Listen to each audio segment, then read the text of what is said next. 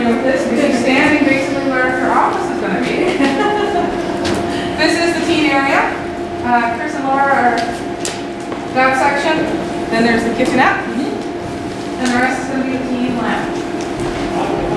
Big opening in this wall. Yeah, there's going to be a big hole in this wall, basically mirror image downstairs. It's the atrium. And you'll be able to look down into the atrium. And we get to the other side.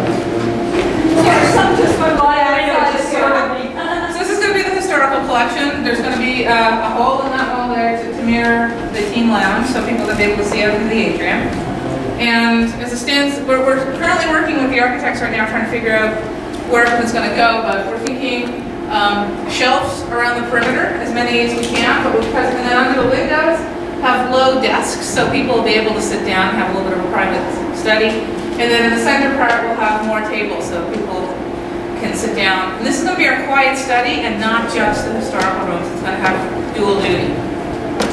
It's also going to hold microfilm cabinets, and 79 feet of friezes that were original to the building, which are currently in the museum. It's their Plaster frieze? plaster replicas of things we think from the Parthenon. They said they are original to the building, and someone was able to save them.